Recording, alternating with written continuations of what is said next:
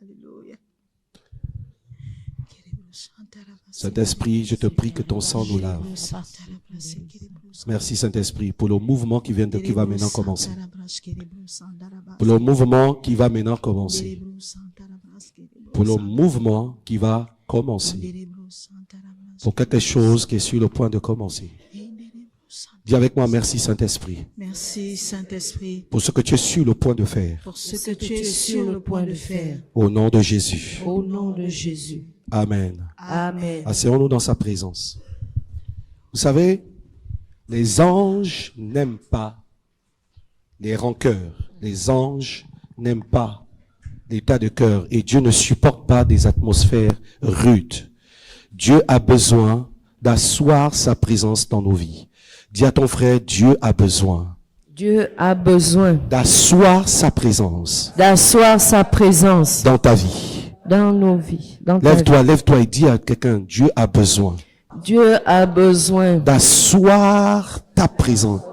Sa présence. Sur ta vie. Sur ta vie. C'est fonction du niveau de ta sensibilité. Vous comprenez ça? C'est fonction. Dis à quelqu'un, c'est fonction. C'est fonction. Du niveau. De ta sensibilité.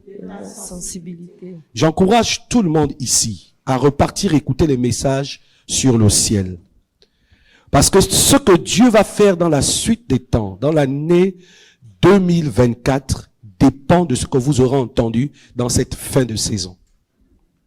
Allez-y réécouter l'enseignement sur le ciel. Dis à quelqu'un, faut aller écouter l'enseignement. Faut aller écouter l'enseignement. Bouge la personne que faut aller réécouter l'enseignement.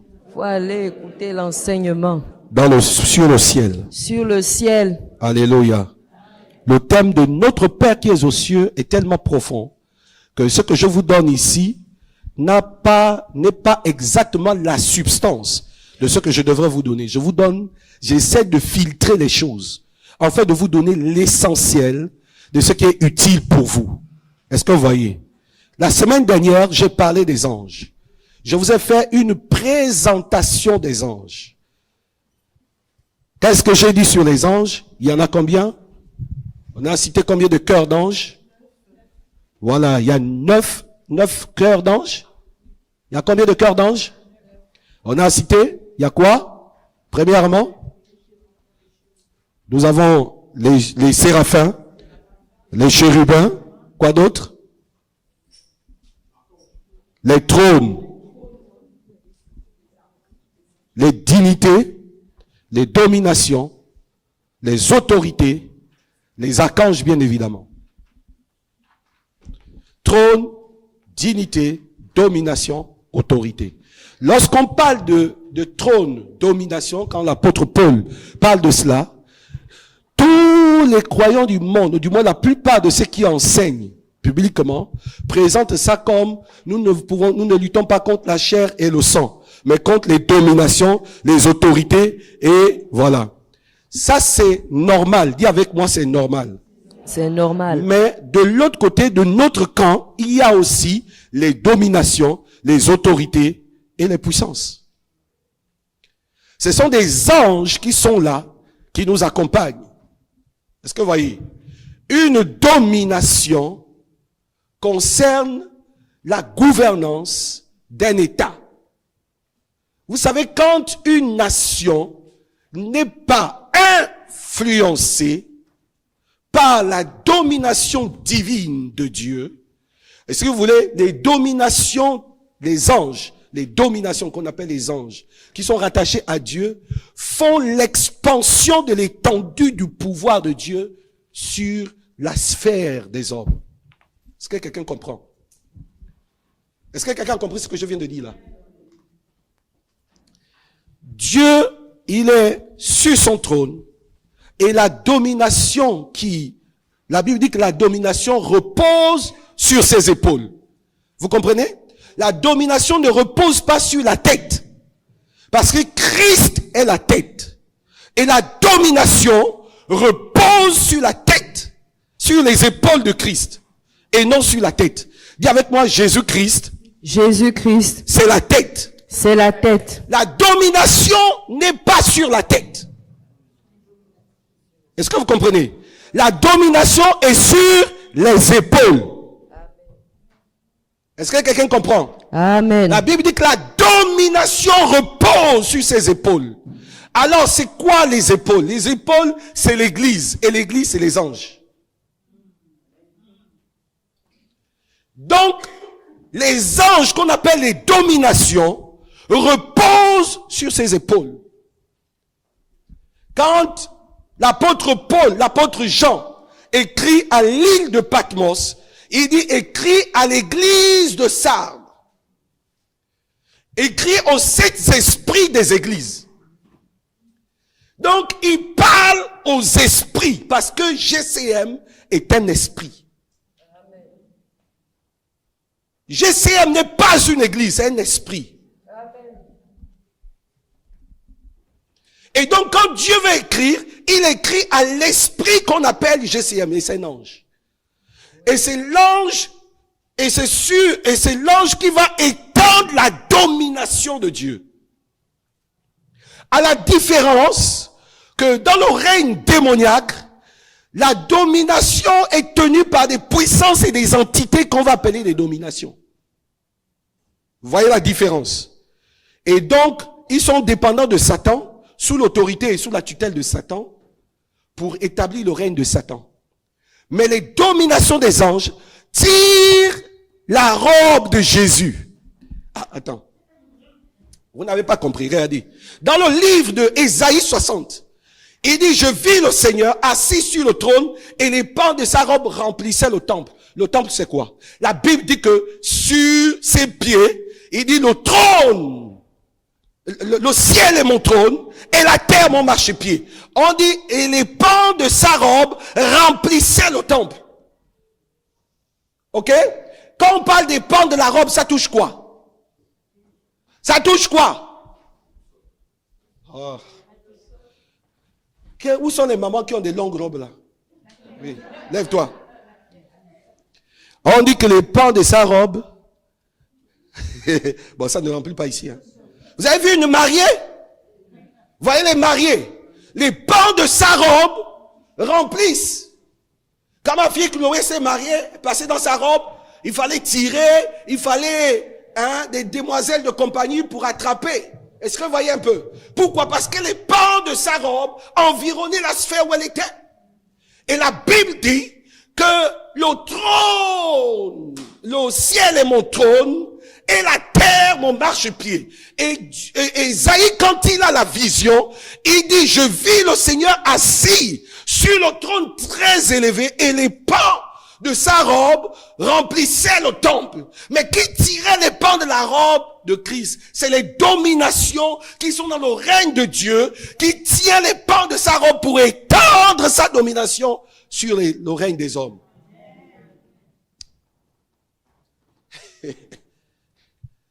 Est-ce que vous me suivez? Est-ce que tu comprends? Demande à l'autre, est-ce que tu comprends vraiment ce que l'apôtre dit? Est-ce que tu comprends vraiment ce que l'apôtre dit? Dis à quelqu'un, est-ce que tu comprends? Est-ce que tu comprends? Qui ne comprend pas? Faut pas avoir honte. Hein? Ok, vous ne comprenez pas. Bon, je vais vous réexpliquer. Ne me faites pas perdre du temps là. Bon.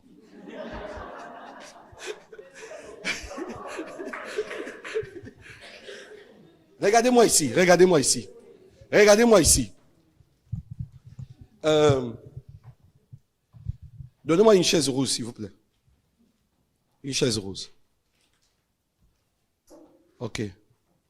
Merci beaucoup, maman. Dieu te bénisse. Voilà. Ok. La Bible dit que le ciel est mon trône. D'accord? Donc, imaginez que ça, c'est le trône. Ok? Le ciel. Bon. Mettons le ciel là dans notre tête que c'est en haut. Voilà. Même si on sait que c'est pas en haut le ciel. D'accord? Il dit le ciel est mon trône. D'accord? Donc, vous imaginez Dieu en haut. Et puis il dit la terre, mon marchepied. Apportez-moi, je ne sais pas, quelque chose. Et la Bible dit dans Ésaïe chapitre 6, verset 1, il dit, je vis le Seigneur assis sur le trône très élevé et les pans de sa robe remplissaient le temple. Imaginez que sur le trône, et que ce trône-là est élevé. Viens, pasteur Landry. Non, pas les sacs. J'ai demandé les viens. Viens, pasteur Landry. Viens, tenez la chaise. Viens, pasteur Frédéric. Viens. Levez, tenez la chaise. Vous levez la chaise haut. Vous tenez un côté, l'autre tient un côté. Vous levez ça haut. On va faire une démonstration. Voilà. Il n'y a pas un long pagne blanc. Il n'y a pas un long pagne blanc. Vous n'avez que les pagnes bouffoufou là. Il n'y avait pas le blanc. Bon, amenez. C'est pas grave. Bon, voyez ici, non? Ici, sur le trône de Dieu. D'accord? Amenez beaucoup. Viens. Venez aussi, viens. Monte sur le trace. Voilà. Vous voyez, non, ça c'est le trône de Dieu. Ok? Dieu est sur le trône. Il est assis sur le ciel, dans le ciel. Il y a les anges et les séraphins au-dessus. N'est-ce pas? Tout le monde est au-dessus. Et la Bible dit que Dieu est assis sur le trône. Donc, il est au ciel. Donc, imaginez qu'ici, c'est la terre. Donc, les pieds de Dieu quittent là. Ça touche au sol. Vous comprenez, non? Voilà. Ça dit que Dieu part du ciel et il traverse les cieux, il touche la terre. Vous comprenez? Est-ce qu'on peut avoir? Oui. Voilà. Mettez. Vous voyez? Voilà. Vous allez remarquer qu'on dit quoi? Les pans de sa robe. Donc, la robe part du haut, de là où il est, et ça descend jusqu'en bas. Hein? Oui, maman, amène ça aussi. Voilà. Ça descend jusqu'en bas. Voilà, ça continue. Sur toute la sphère, les pans de sa robe remplissent. D'accord? Mais quand on dit les pans de sa robe remplissent, ici, ça remplit cette estrade. C'est-à-dire du trône, les pans de la robe de Dieu remplissent toute cette sphère. Quand ça remplit toute cette sphère, ce sont des anges qu'on appelle des dominations, qui tirent la domination de Dieu sur toute la sphère des hommes. Mais là, c'est clair. Hein? Voilà. Donc, quand Dieu dit, il est assis sur le trône, dans le ciel, c'est pourquoi Dieu n'est pas dans le ciel. Dieu à la fois, Dieu n'est pas dans le ciel qui est dans votre tête. Dieu habite les cieux. Ça veut dire que il y a le ciel au-dessus de la tête, au-dessus, au milieu, en bas, sur la terre, tout ça là. Il occupe toute l'espace. Et c'est cette sphère-là qu'on appelle le ciel. Si vous comprenez ça, logiquement, votre vie ne peut plus jamais être la même. Parce que la puissance divine de Dieu va s'étendre sur vous. Est-ce que vous comprenez? Parce que quand sa robe s'étend, regardez, quand sa robe s'étend et couvre toute cette estrade, quand sa robe s'étend depuis son trône et couvre cette estrade, vous remarquez quoi? Il dit, la nuée de sa gloire remplit le temple. La gloire de Dieu. Et la gloire de Dieu, c'est quoi? La Bible dit qu'il y avait des milliards et des milliards d'anges, des milliers et des milliers d'anges dans le trône, autour du trône, à l'intérieur du trône, partout, à perte de vue. On voit des anges. Quand on regarde, on ne peut pas compter. C'est-à-dire que tu commences à regarder, tu vois une foule à la perte des yeux. Ce sont des anges, des milliers, des milliers, des milliers, des milliers. Et tous sont étendus. Chaque ange tire sa domination.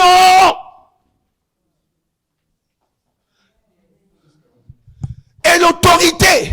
Et son règne. Donc, à chaque niveau. Donc, les dominations vont tirer le pan de sa robe.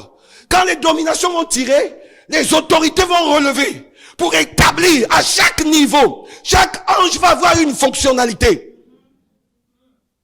À chaque niveau. Et c'est toujours l'étendue de son règne et de sa gloire. Les principautés relèvent des princes, des princes. Les principautés, les puissances, toutes ces choses vont se déverser sous le règne de sa gloire. Est-ce que quelqu'un me comprend quelque chose? Dis à quelqu'un, aujourd'hui, la nuée de sa gloire, couvre la sphère. Ok, merci. Soyez bienvenus. Est-ce que quelqu'un comprend? Maintenant, je peux avancer un peu? On peut avancer?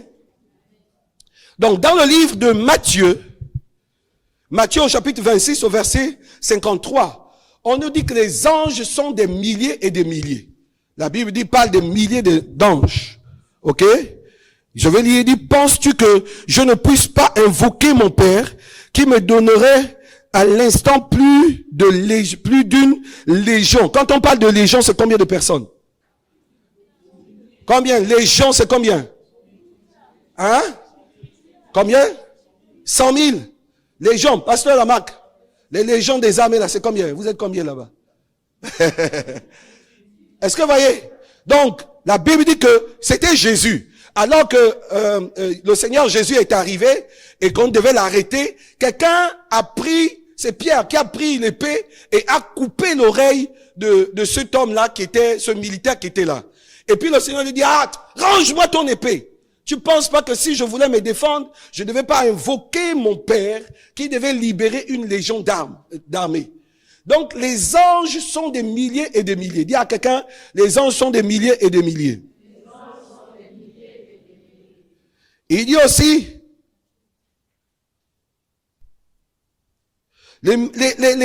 l'écriture aussi va nous mentionner la multitude de l'armée céleste. Dans Luc 2,13 par exemple, on nous dit, et soudain il se joint à l'ange une multitude d'armées célestes. On parle de multitudes. Multitude vient de 1000. D'accord? Donc, il y a des multitudes. Il y a des milliers. Apocalypse 5, verset 11. Des milliers et des milliers d'anges. Dis avec moi, il y a des milliers et des milliers d'anges. Il y a des milliers et des milliers d'anges. Répartis par 9 cœurs. 9 cœurs. Les 9 cœurs que nous avons cités, donc les séraphins, les archanges, les trônes, les dignités, les dominations, ainsi de suite, ainsi de suite. Est-ce que quelqu'un comprend parler vite? Ok. Ok, comme nous avons vu la semaine dernière, les anges sont des créatures. Ce ne sont pas des dieux. Donc on ne peut pas adorer les anges. Saint Michael, nous prions. Non. Non. C'est des créatures. La différence entre nous et eux, c'est que nous sommes faits à l'image de Dieu. Et eux, ils sont faits d'esprit. On ne les voit pas. D'accord? Ils ne sont pas faits à l'image de Dieu. Ils sont totalement esprits. Or, nous sommes esprit, un esprit. Dis avec moi, je suis un esprit. Je suis un esprit. Dans un corps. Dans un corps. Ayant une âme. Ayant une âme. Voilà. Dis encore, je suis un esprit. Je suis un esprit. Dans un corps. Dans un corps. Ayant une âme. Ayant une âme. Donc, et les anges donc, sont des esprits. D'accord? Luc 24, verset 4. C'est des esprits incorporels, des esprits qui n'ont pas de forme. Mais il peut arriver qu'ils prennent des formes humaines. D'accord? Il peut prendre des formes humaines, des formes des animaux. Nous avons vu ça la semaine dernière. Je vais avancer. Ok. Dans le livre d'Hébreux, au chapitre 1, au verset 14, permettez-moi un instant de nous expliquer en petit bout de temps quelle est leur fonctionnalité et leur ministère. Hébreux chapitre 1 verset 4. Allons. Hébreux chapitre 1 verset 4. Oui. Je lis la parole de Dieu. Oui. Devenu d'autant supérieur aux anges qu'il a hérité d'un Non, nom. chapitre 1 verset 14, excuse-moi. Verset 14. Oui. Ne sont-ils pas tous des esprits? Ne sont-ils pas tous quoi? Des esprits. Lisons ça ensemble. Ne sont-ils sont-ils pas tous des esprits au service de Dieu? au service de Dieu? Tenons-nous debout, tenons-nous debout. Dites avec moi, lisons ensemble. 1, 2, c'est parti. Ne sont-ils pas tous des esprits au service de Dieu pour rendre envoyés pour exercer c'est un ministère en faveur de des ceux saints. qui doivent hériter du salut? Alléluia. Amen. Envoyé pour exercer un ministère en faveur de ceux qui doivent hériter du salut. Asseyons-nous. Ça veut dire que les anges ne peuvent pas opérer pour ceux qui ne doivent pas hériter le salut. L'héritage du salut est donné à quiconque l'accepte. Amen. Si tu n'acceptes pas le salut, tu n'es pas héritier. Tu n'es pas héritier avec Dieu, ni co-héritier Amen. avec Christ. Ça veut dire que les anges sont au service de Dieu pour te servir toi, qui dois hériter du salut. Ça veut dire que si les anges doivent te servir toi, qui doit hériter du salut, les circonstances, les situations dans lesquelles tu te trouves, tu as la capacité de prier le Père, de libérer une action angélique pour résoudre le problème. Il n'y a aucun problème que Dieu ne peut pas faire intervenir. L'armée qui est dans le ciel est là et disposée pour combattre en ta faveur. Quand quelqu'un t'embête au travail, il y a un ange qui est disposé pour régler sa situation. Amen. Un jour, mon fils, le pasteur Landrieu, un jour, il m'appelle avec son épouse. Papa, regarde dans la formation, je n'arrive pas, je sais pas ce qui se passe. La formation, on m'embête, il y a un instructeur. Il faut pas sortir pendant que j'enseigne. Voilà, sauf s'il y a urgence. Ok, donc, il appelle, il dit ceci. Cet homme m'embête tellement, qu'est-ce qu'on fait? J'ai dit à sa femme, hein, Sonia, j'ai dit à Sonia, tu veux qu'on le vire? Sonia dit, papa, j'en ai marre, il faut qu'on finisse. J'ai dit, ok, je vais envoyer tout de suite un ange et dans les temps qui vont suivre, on va le virer. Il a été viré. Je pense le lendemain, une semaine après quelque chose, on lui a donné une notification, monsieur, à partir d'aujourd'hui, votre temps est terminé. Le contrat est fini. On a mis un terme à son contrat.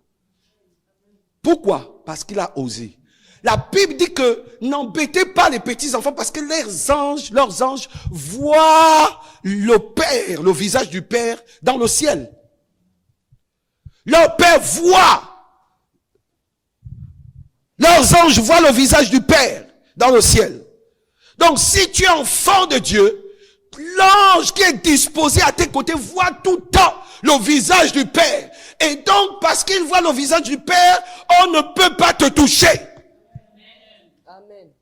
J'ai dit, on ne peut pas te toucher. Amen. Parce qu'il y a une armée du ciel qui est disposée en ta faveur. Parfois, tu es en train de conduire, tu ne sais pas. Tu vois une voiture venir droit sur toi et puis tout d'un coup, boum! Qu'est-ce qui s'est passé? Il y a eu un ange qui a intercepté une action satanique et qui est venu s'interposer. Et toi, dans l'esprit, tu ne comprends pas ce qui s'est passé. Tu dis, oh mon Dieu, j'ai été sauvé. Vous savez, beaucoup d'entre vous qui êtes venus, vous savez combien d'accidents vous avez ratés. Est-ce que tu sais que parfois tu vas dans une cérémonie, on t'empoisonne, mais tu manges et rien n'arrive? Pourquoi? Vous savez pourquoi? Parce qu'il y a un ange que Dieu envoie pour bénir toute la nourriture, les aliments que nous mangeons sur la terre. C'est écrit dans la parole. Ça dit que s'il n'y avait pas cet ange-là qui bénissait la nourriture, les hommes n'existeraient plus sur la terre. Parce qu'il y a de la nourriture qui vient du fond des eaux. Vous savez? Vous savez ça? Il y a des activités commerciales qui se font dans la mer, dans le monde des eaux. Dans le monde parallèle, dans le monde des eaux. Et on vient vous vendre les choses du monde des eaux. Mais vous, comme vous êtes protégés par Dieu, que vous soyez croyant ou incroyant, ça c'est la grâce qui est donnée à tout le monde. Dieu ne tient pas compte que tu crois ou tu crois pas. Il protège tout le monde parce que c'est dans son devoir. Et donc il y a un ange qui est là, qui bénit tous les aliments que nous mangeons. S'il ne faisait pas ça, on serait mort. Est-ce qu'on peut avancer? Est-ce qu'on peut avancer? Alléluia. Alléluia. Donc, la Bible dit que ce sont des esprits au service de Dieu pour rendre un ministère. Ministrer veut dire servir. D'accord? Ils ne sont pas à ton service, mais ils sont là pour te servir. Il y a une différence entre te servir et être à ton service. Hein? Quelqu'un peut te servir sans être à ton service. Quand vous allez dans l'administration publique, les gens qui vous servent ne sont pas à votre service. Ils sont au service de l'État. Et ils rendent un service au public. Ah, les gens, non, vous êtes au service de l'État. L'État, c'est moi. Même si on dit l'État, c'est toi qui commandes. C'est toi qui le payes. Tu ne le payes pas. Est-ce que vous comprenez? Donc, tu ne payes pas la personne qui est là pour pouvoir asseoir, administrer. Donc, quand le soleil le tape, le gars te regarde, s'il est en colère, il te rend ça. Parce qu'il sait qu'il ne mange pas chez toi et tu ne peux pas le licencier. Est-ce que vous comprenez? C'est pourquoi dans certaines administrations, vous trouvez certaines personnes qui ont des bouches comme ça attachées comme un paquet de sauce. Mais quand vous êtes accompagné, peu importe la qualité d'esprit qui est en lui, la Bible dit que l'ange de la faveur et de la grâce et du bonheur me favorise. Est-ce que quelqu'un peut le dire? L'ange de la grâce et du bonheur me favorise. Me favorise. Me favorise. Lève-toi et dis, je suis favorisé. Je suis favorisé. Est-ce que quelqu'un peut le dire encore plus fort? Je suis favorisé. Je suis favorisé. Peu importe les circonstances, tu es favorisé. Alléluia. Les anges, par exemple, dans leur service, ils ont annoncé l'avènement du Fils de l'homme. Depuis Ésaïe, depuis l'Ancien Testament, vous savez, les anges ont annoncé l'avènement du Fils de l'homme. Depuis la Genèse même, les anges ont annoncé l'avènement du Fils de l'homme. Voyez? Donc ça a été leur rôle. Entre autres, un ange qu'on appelle l'ange de la révélation. Alors, hier, tandis que le prophète Koussi Boateng parlait de l'ombre, j'ai eu un sursaut d'esprit et j'ai vu quelque chose d'extraordinaire. C'était hier ou avant-hier. Il parlait de l'ombre. Et j'ai vu quelque chose, parce que c'est de l'ombre, c'est de les ténèbres qu'est sortie la lumière. Est-ce que quelqu'un comprend? En fait, la révélation vient lorsqu'il y a les ténèbres. Donc l'ange de la révélation apparaît au moment où il y a complètement les ténèbres, au moment où il n'y a pas de solution. Le mouvement de la création a commencé à donner les choses au milieu des ténèbres. C'est pourquoi quand tu es dans des circonstances difficiles, quand tu sembles être dans les ténèbres, oh my God, ne crains pas, parce que l'ange de Dieu est avec toi et la lumière va jaillir des ténèbres pour t'éclairer, peu importe les circonstances. Est-ce que vous comprenez? C'est des ténèbres que vient la lumière. S'il n'y a pas les ténèbres, il ne peut pas y avoir de lumière. Est-ce que vous voyez? Vous savez, si on éteint la lumière là, il va y avoir les ténèbres. Donc, qu'est-ce qui fait que la lumière brille? C'est la présence des ténèbres.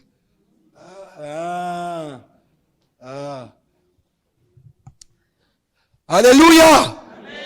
Dis avec moi, ce qui fait que la lumière brille, ce qui fait que la lumière brille, c'est la présence des ténèbres. C'est la présence des ténèbres. Donc, les anges ont annoncé le mouvement, l'avènement du Fils de l'homme. Ils sont intervenus au cours du ministère terrestre de Jésus. Oui, les anges ont intervenu dans le processus, les signes, les miracles. Alors, écoutez-moi bien, regardez-moi un instant, regardez-moi. Il y a une catégorie d'anges qui opèrent, très souvent que l'on rencontre d'abord dans la Bible. Il y en a deux principalement. On parle de Gabriel et on parle de Michael. Le plus souvent, quand on lit la Bible, on entend Gabriel, on entend Michael. Et puis, parfois, on peut dire que l'Éternel, l'ange de l'Éternel, il y a un autre qu'on appelle l'ange de l'Éternel qu'on ne connaît pas. On ne sait pas si c'est Gabriel, on ne sait pas si c'est Michael. Après, l'Éternel dit, je suis l'Éternel. Mais c'est l'ange de l'Éternel. Vous allez voir ça. Maintenant, il y a des livres qu'on appelle les livres apocryphes. Ce sont des livres qui n'ont pas été canonisés, qui vont parler d'autres catégories d'anges. Notamment, je pense, Tobie, et ainsi de suite. Les Tobie vont parler de Uriel, et vont parler de Uriel, l'ange de feu,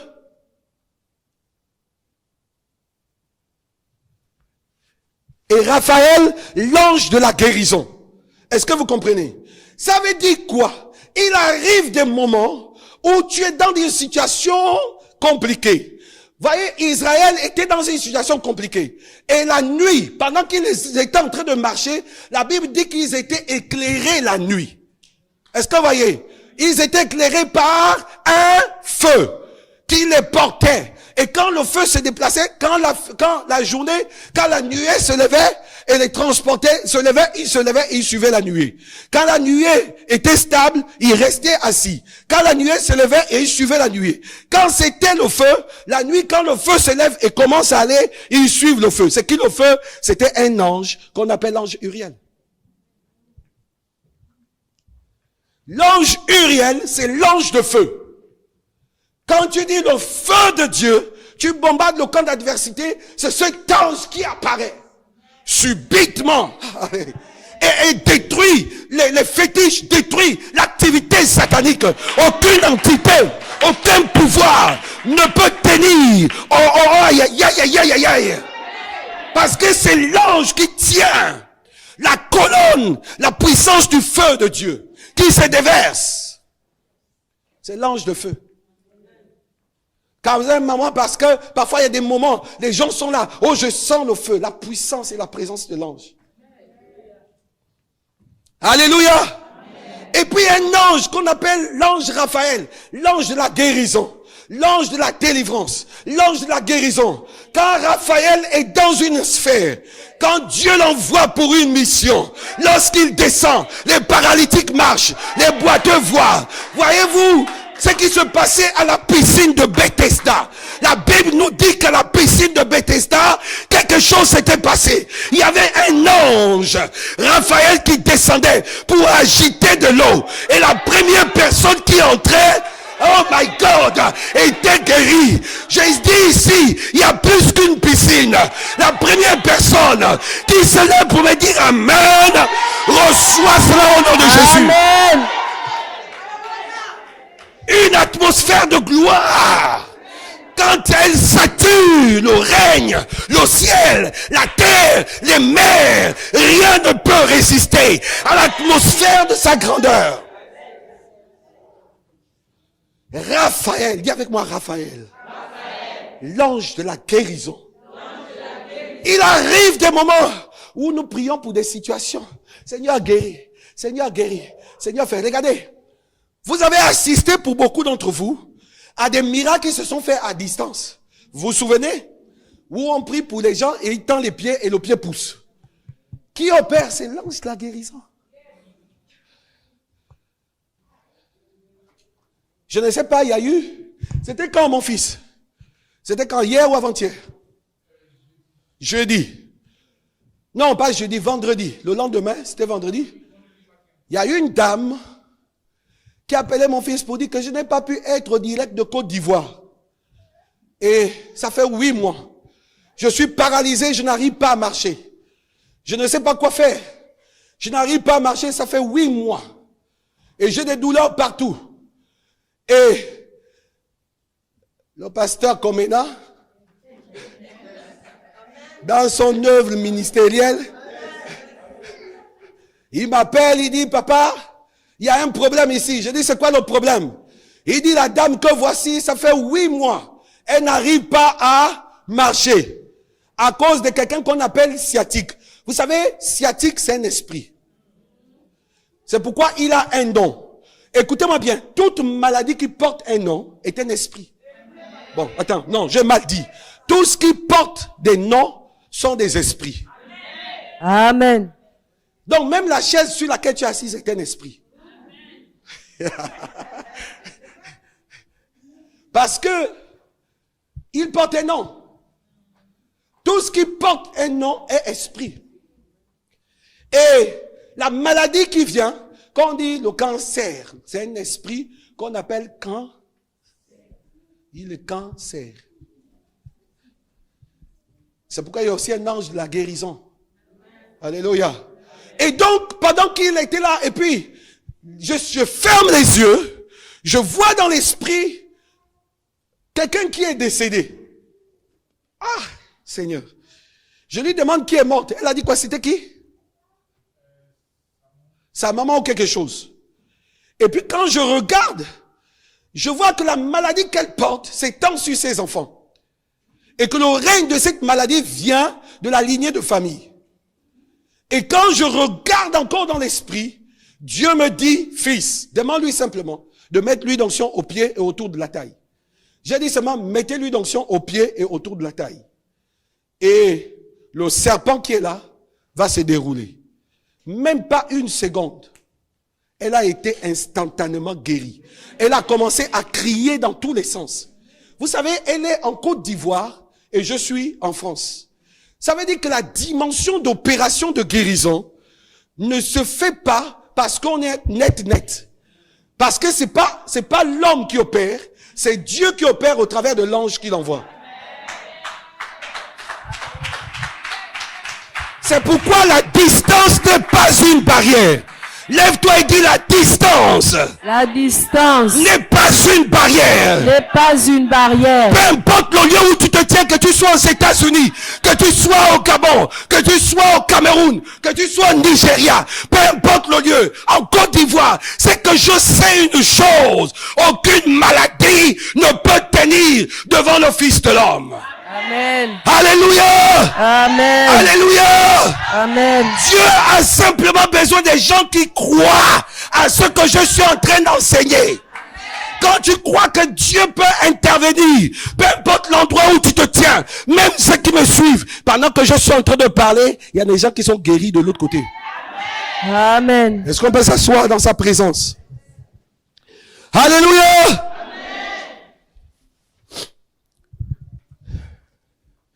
Les anges ont annoncé le retour de Jésus. Les anges ont annoncé le retour de Jésus. Acte 1, verset 11, vous pouvez écrire. Ils accompagnent Jésus-Christ dans sa seconde venue. La Bible dit que la nuée de sa gloire, quand il apparaîtra dans les nuées, avec ses 5 anges, la Bible dit au son d'une trompette, au son, aïe, aïe, aïe, aïe, aïe, aïe, aïe, aïe. Vous voyez un peu, regardez, j'aime assister à cet avènement par anticipation. Vous savez que pendant que je suis sur les stades, je suis déjà en train de vivre l'avènement du Fils de l'homme. Et dans le ciel, il y a un son de la trompette qui est en train de sonner. Un ange en train de crier. Il arrive. Et les nuées de sa gloire, les nuées des anges remplissent l'atmosphère du ciel.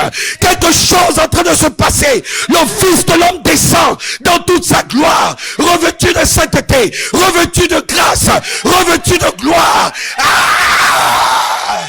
Tandis qu'il est en train de descendre, un mouvement se fait, et puis tout d'un coup je monte à sa rencontre. La puissance et l'autorité résident dans le fait de son avènement. Et c'est établi par des anges. Vous savez, toutes les fois quand on parle de gloire de Dieu, on associe la gloire de Dieu aux anges. Parce que quand le Fils de l'homme apparaissait dans les nuées, il y avait toute une nuée de gloire. Mais aussi quand il descendait de la montagne après 40 jours de jeûne, la Bible dit que les anges vinrent le servir. Et la Bible dit que Jésus fut revêtu de puissance et d'autorité. Parce qu'il descendait du lieu où il était en permanence en communion, en train de parler. Et les anges étaient en train de chanter. Saint, Saint, Saint, Saint, oh Saint, Saint, Saint, Saint, eh, Saint, Saint, eh, Saint, Saint, oh Saint, Saint, eh, Saint, Saint, oh Saint. Et tandis que les anges étaient en train de chanter, la Bible dit que les portes furent ébranlées dans leur fondement par la voix qui retentissait. Et la gloire de Dieu saturait l'atmosphère. L'atmosphère que voici. Aïe, aïe, aïe, aïe, aïe. Écoutez-moi bien, regardez-moi un instant. Le niveau de ta sensibilité va définir le niveau de la manifestation de Dieu pendant que je suis en train de parler. Parce que pendant que je suis en train de parler, vous pouvez voir ce que je suis en train de dire. Tu peux vivre ça. Ça dépend du niveau de ta sensibilité. En fait, ce que je veux dire quoi? C'est que la sensibilité, c'est le niveau de compréhension. Est-ce que tu comprends? Dis avec moi le niveau de compréhension. Le niveau de compréhension. Si tu comprends bien les choses, Dieu va faire. Parce que la dimension de la compréhension est une porte qui s'ouvre pour t'amener à un niveau de manifestation. Oh. Aïe, aïe, aïe, aïe, aïe. Écoutez-moi bien. Est-ce que je peux avancer? Est-ce que je peux avancer? Aïe, aïe, aïe, aïe, aïe. Écoutez, la dimension d'onction prophétique de ce matin dépend de toi. Ça dépend de toi. Si tu veux, on roule. Si tu veux, on arrête. Tout est fonction de toi. Il accompagne les ordres de Dieu. Les anges accompagnent les ordres de Dieu. Vous savez, je les appelle les huissiers de justice. Quand une décision céleste a été prise en ta faveur, quand l'Éternel Dieu dit, je veux juger tes ennemis, c'est qu'il va envoyer un huissier de justice. Le rôle de l'huissier de justice, en termes juridiques, c'est d'exécuter les ordres juridiques. Un huissier de justice ne peut pas t'envoyer une ordonnance si cela n'a pas été donné par un juge. Voyez-vous, ce qui se passe en Afrique, c'est que un huissier de justice va venir pour sceller une maison. C'est pas lui qui doit sceller. C'est le tribunal, c'est la décision du tribunal qui lui donne l'autorité d'aller faire une scellée. Et il ne va pas seul. Il est accompagné des gendarmes. Est-ce que vous voyez? Comme il y a un cœur des anges, alors l'huissier de justice mandaté ne va pas seul. Parce qu'il y a une puissance dans la sphère qu'on appelle le prince de l'air. Le prince de l'air est là pour s'opposer à des choses dont Dieu veut faire. Le jour où Daniel était en train de prier, la Bible dit que Dieu l'avait déjà exaucé. Le premier jour où tu commences à prier, Dieu t'a déjà exaucé. Qu'est-ce qui se passe? Il se passe qu'il y a un esprit, il y a une entité, il y a une puissance qu'on appelle le prince de l'air qui s'oppose à tes prières. Et puis là, tu es maintenant découragé. Et puis tu t'assois sur la chaise et puis tu commences à dire, oh, yo, beaucoup,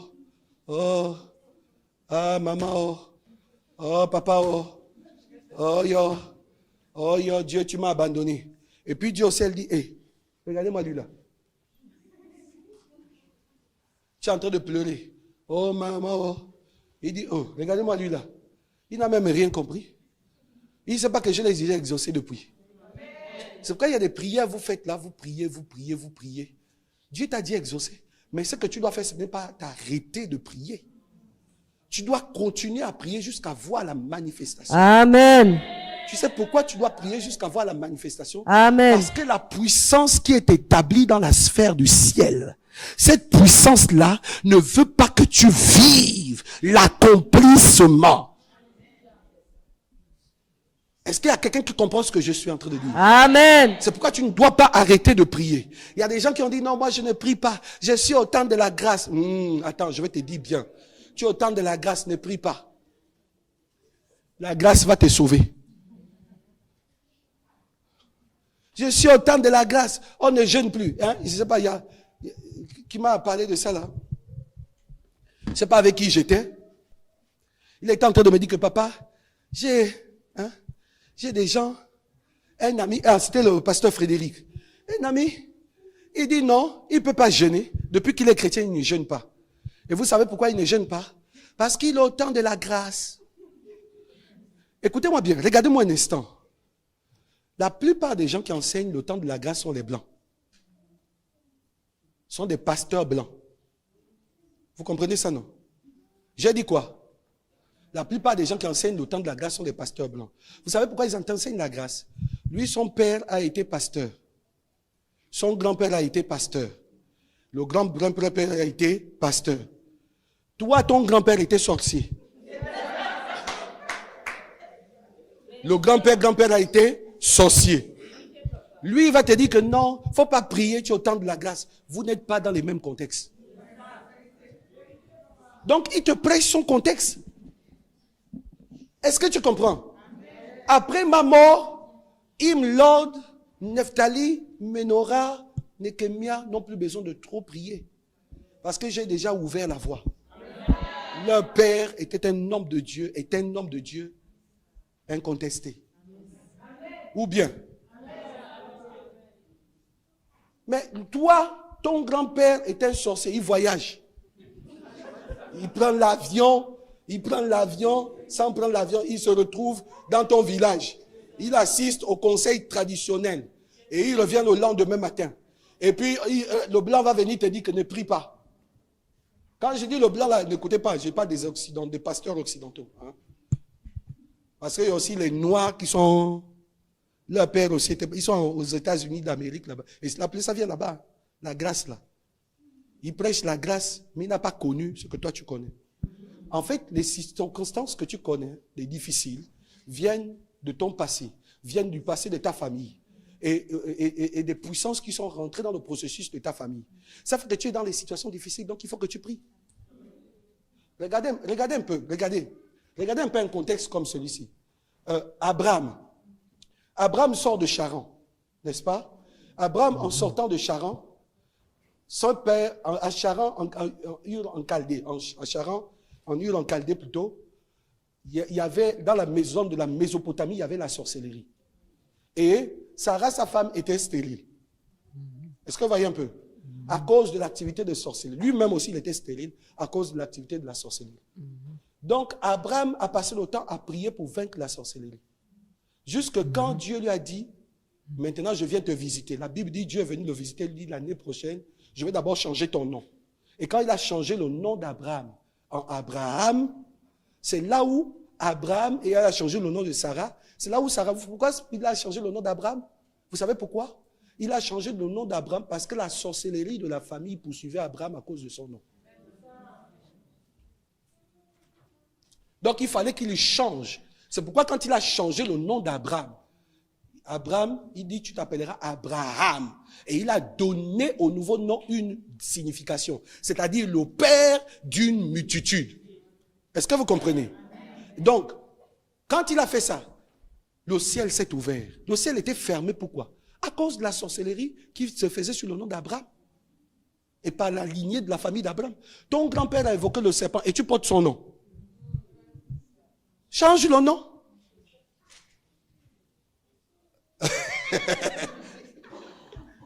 Et quand il a changé de nom, Abraham est devenu Abraham. Et la Bible nous dit, à cette époque-là, l'Éternel envoya un ange. Et Sarah a souri. Elle a eu un enfant. Est-ce que tu comprends? Maintenant, regarde ce qui suit. Isaac est resté dans sa terre. Quand Isaac reste dans sa terre, Isaac est allé chercher sa femme où? Chez Laban. Chez la famille, dans la famille de Sarah. Hein, chez son oncle. Donc Laban était le frère de Sarah. Laban était un sorcier.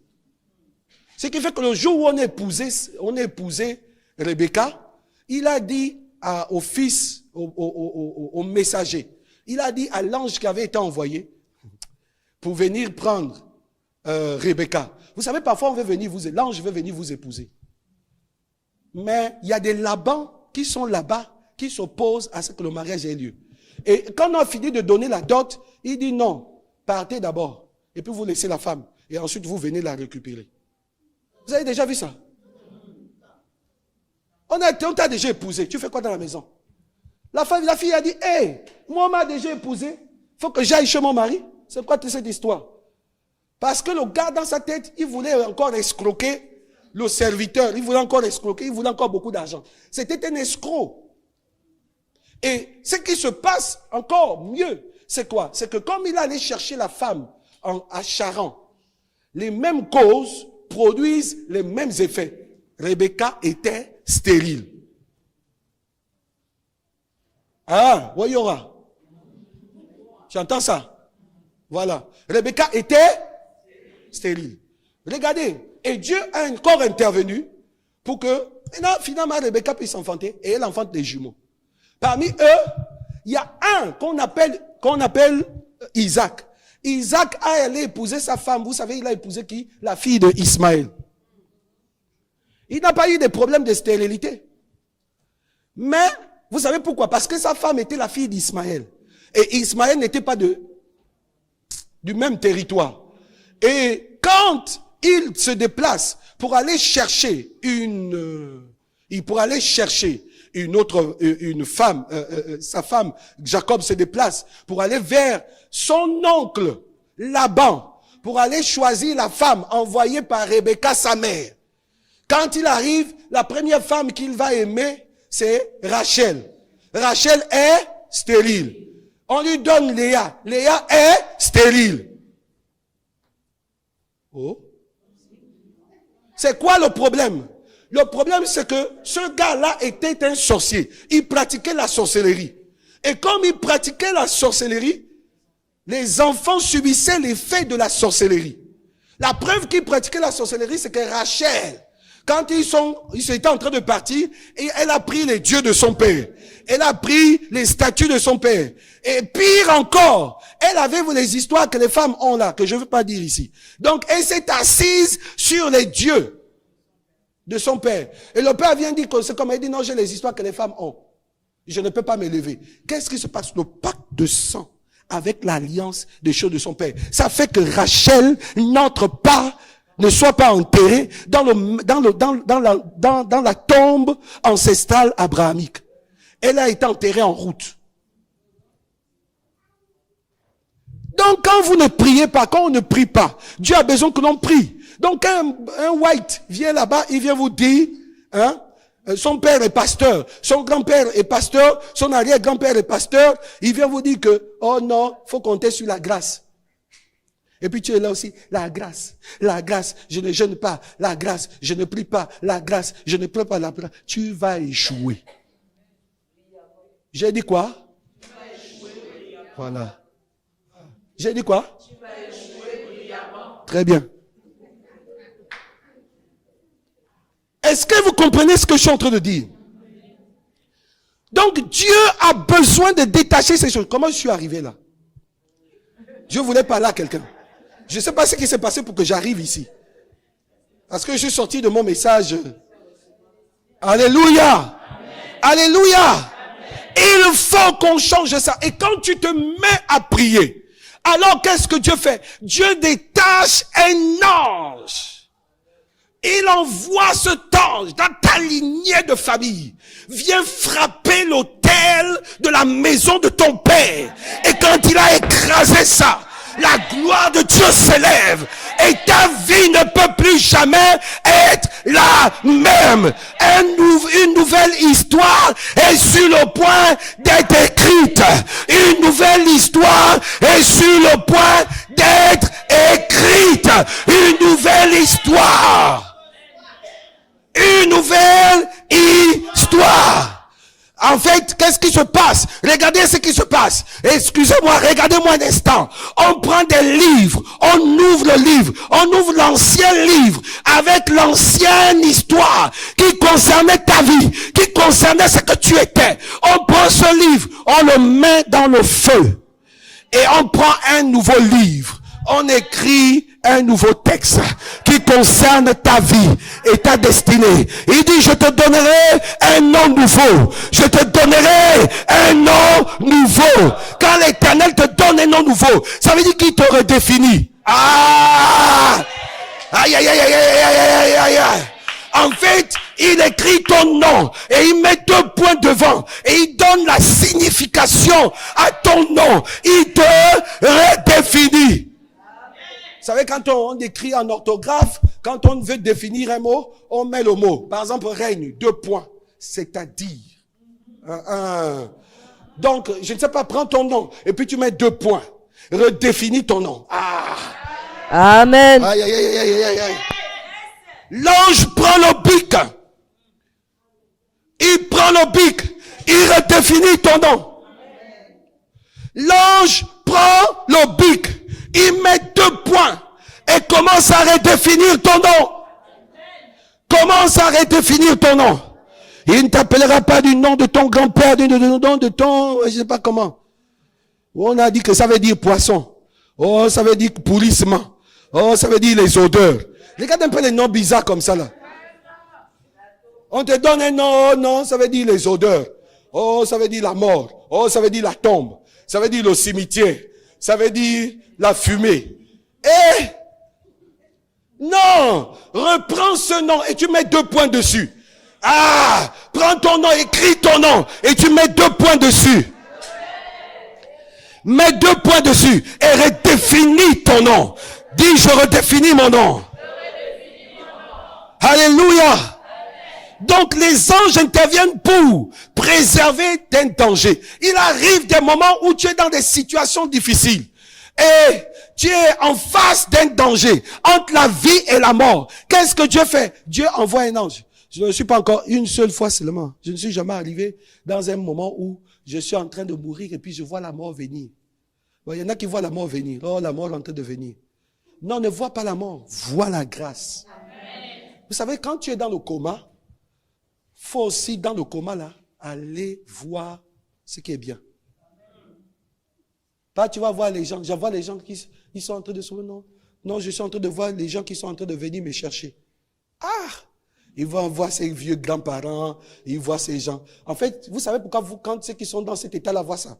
C'est parce qu'il y a l'autel de la famille qui parle.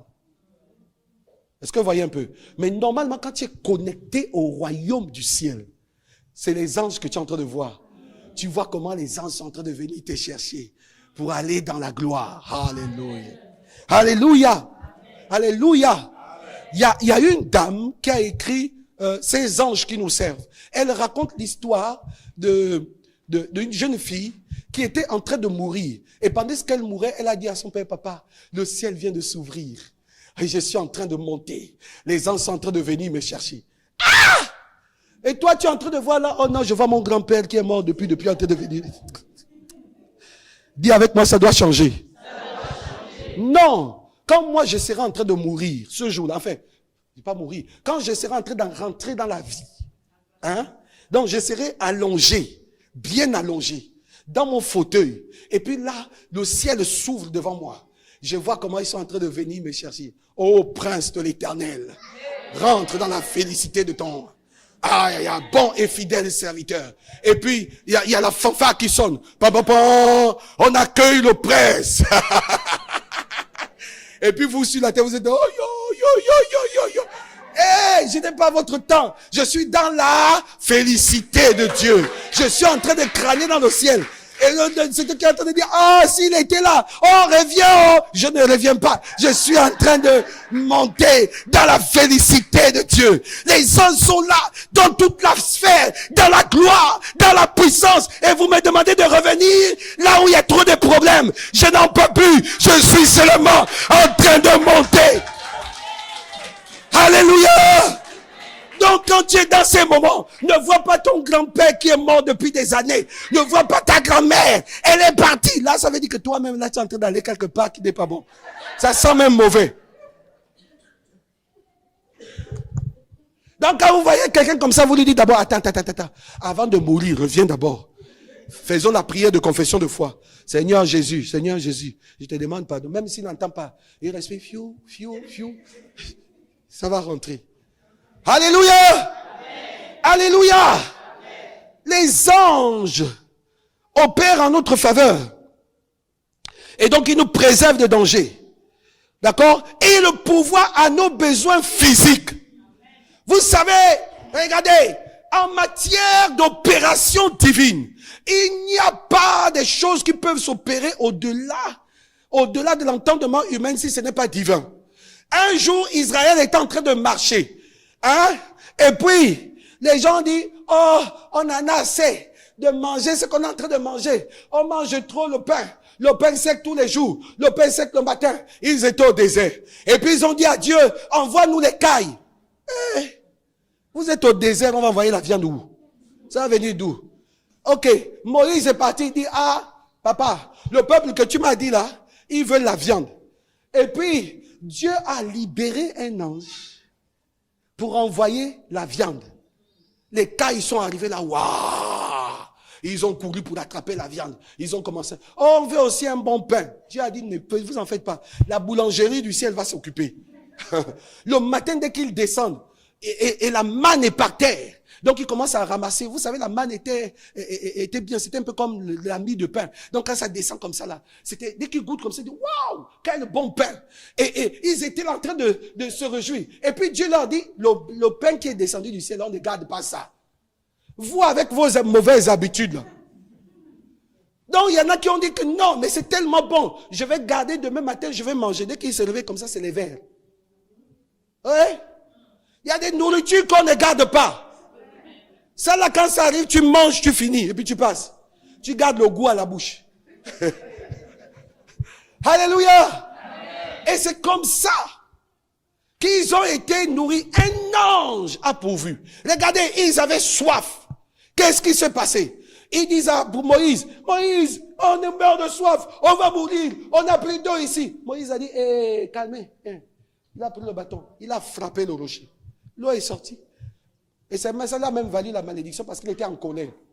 Parce qu'il ne fallait pas qu'il frappe le rocher. Vous savez pourquoi? Parce que le rocher était Christ. Il a frappé à un rocher qui était Jésus. Et c'est pourquoi Jésus a été frappé et crucifié. Et donc, à cause du fait que Moïse a frappé le rocher, il est devenu Judas. Et c'est ce qui a fait en sorte que Moïse n'entre pas à Canaan. Est-ce que quelqu'un comprend? Il allait trahir Jésus.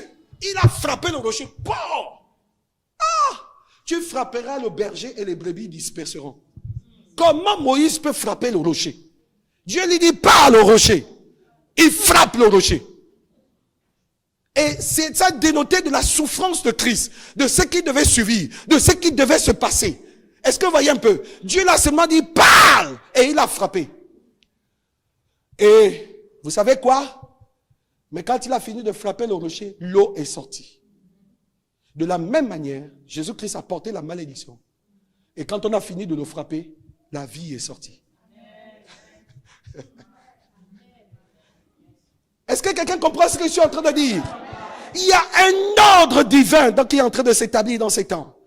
Il y a quelque chose de puissant qui est en train de se faire. Et regardez encore, je termine. Les anges aussi là sont là pour encourager, sont là pour fortifier. Il dit, ils sont là, il vient là. Non, tu es notre frère. Je suis venu pour te fortifier. La Bible dit que quand Jésus-Christ était en train de jeûner pendant 40 jours, les anges sont venus le servir. Ils sont venus le fortifier. Il était affaibli. Parfois, tu te lèves le matin, tu es affaibli. Tu es fatigué. Tu ne sais même plus comment prier. Tu es là, seulement tu dis, Dieu, je fais comment? Et puis, il envoie un ange. L'ange vient dire, oh, courage, mon fils. T'inquiète pas. C'est fait. Dis à quelqu'un, c'est fait. Touche quelqu'un d'autre, c'est fait. Touche quelqu'un d'autre, c'est fait. Regardez. J'ai envoyé sur Internet une photo. Et puis, un de mes amis m'a appelé et dit, ta photo elle est trop présidentiable. C'est la photo que j'avais signée le mariage de mon fils. Le photographe, il est où? Le mariage de mon fils, c'était quand j'étais allé signer leur mariage. La photo là, non. Les gens m'ont appelé pour dire que non, il y a une puissance qui se dégage. J'ai dit non, c'est les anges qui sont derrière. Et j'ai signé, c'est fait. Je viens de signer pour toi, c'est fait. Un ange vient de signer pour toi, c'est fait. Dans les circonstances dans lesquelles tu te tiens, dans les problèmes dans lesquels tu es, un ange vient de signer pour toi. Si quelqu'un comprend cette parole, s'élève, dit Amen puissant. Un Amen puissant. Tu n'es plus dans la tombe, tu es ressuscité. Tu es assis dans la gloire, tu es assis dans la faveur, tu es assis dans la grâce, tu es assis dans l'autorité, tu es assis dans la bénédiction. Un ange vient de signer pour toi.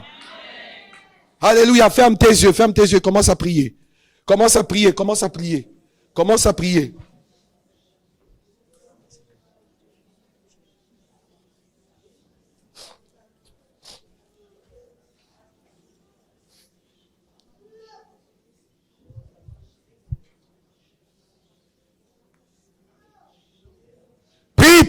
Prie.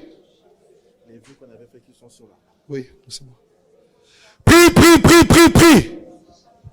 Laisse la sphère angélique descendre sur toi. Si tu es connecté, il y a un ange que l'Éternel libère pour opérer en ta faveur. Je ne connais pas ton problème. Je ne sais pas où tu es. Ce que je sais, c'est qu'il y a quelque chose de puissant et de glorieux qui est sur le point de se faire. Les anges doivent opérer en ta faveur. Lève les mains, adore Dieu. Oh, rabaka seke, rabaka seka.